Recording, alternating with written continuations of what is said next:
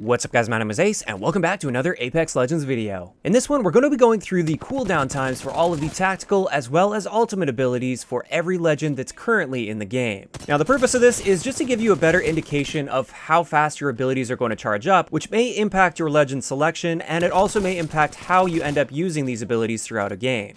Before we get into the numbers, keep in mind these are all subject to change, and they likely will shuffle around a little bit with patches in the future. So if any of these ever get changed, I will do my best to update those in a pinned comment down below. But let's first kick it off with the tactical abilities, or the Q abilities. And we're just going to go through the list, keeping in mind I'm going to keep this in order from the fastest charging to the slowest charging tactical. And the fastest by far is Octane's Adrenaline Junkie, or that little stim shot that he hits himself with. The cooldown time on this is literally 1 second, so you can use this pretty much endlessly, although keep in mind it will drain your health a little bit, but this is by far the fastest charging tactical.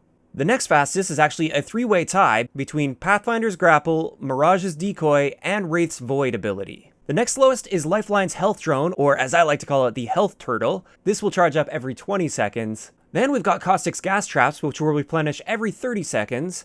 After that, we've got Bangalore's Smoke, which takes 33 seconds per smoke canister, but keep in mind you can hold 2 of those at a time. So if you shoot one, it's going to take 33 seconds to get back. If you shoot both, it'll take 33 seconds to get each of those back. The next slowest is going to be Bloodhound's Eye of the Allfather, which takes 35 seconds to recharge.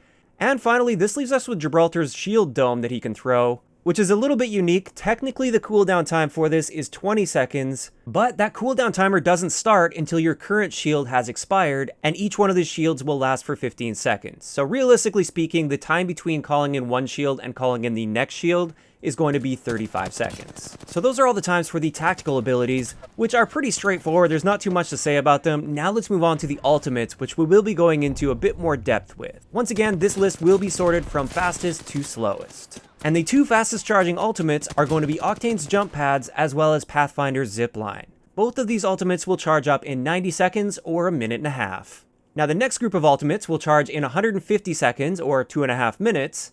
And in this group we have Mirage's Vanishing Act, we've got Wraith's Dimensional Rift, and we've got Caustic's Gas Grenade. After that, Bloodhound's Beast of the Hunt will charge in 180 seconds or 3 minutes.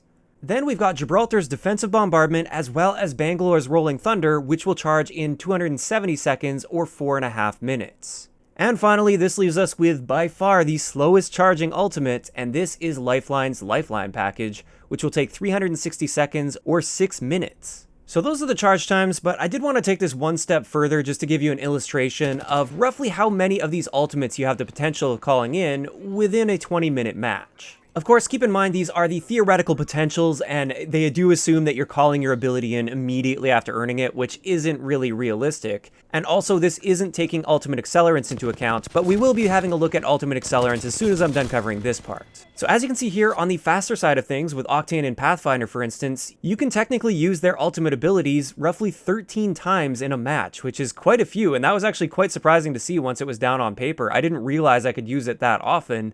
And that's actually going to affect how I play these in-game. I'm not going to hold on to their ultimate abilities nearly as long because they charge up so fast and you get so many of them throughout a match. On the other end of things though, we have like Gibraltar and Bangalore's ultimates, which you only get to use roughly 4 times a match. And then we have Lifeline's Lifeline packages, which you can only realistically call in 3 times in a game, assuming you're not using ultimate accelerants. So personally, I do find this number to be helpful. It gives me a sort of guideline for how many of these I can expect to use throughout a match. I'm going to be much more careful now when I'm using Gibraltar's or Bangalore's ultimate ability, for instance, because you only get a few of those in a match and I want to make them count. Whereas with Octane's Jump Pad, I'm going to start using those far more often because even if you throw one and it doesn't end up being useful for you, you're going to have another one ready in just a minute and a half, and you have the potential of earning up to 13 of those in a single game.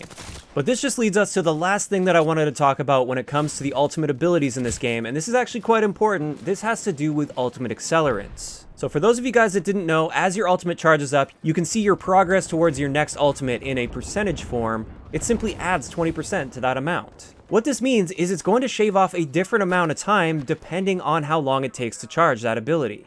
So for instance, with Octane or Pathfinder, each ultimate accelerant will save you 18 seconds on your charge time, which really isn't all that much in the grand scheme of things. Especially when you compare it to something like a Lifeline, which will save 72 seconds on a Lifeline package for each ultimate accelerant. So even though a lot of players already know to do this, It's very important to give ultimate accelerants to the legends that have the slowest charging times, especially lifelines. If you have a lifeline on your team, that lifeline should be getting all of the ultimate accelerants. If, however, you don't happen to have a lifeline on your team, or maybe you're playing with a random lifeline and they just refuse to take the ultimate accelerants, the next best legends I would say for ultimate accelerants would be Bloodhound and Gibraltar.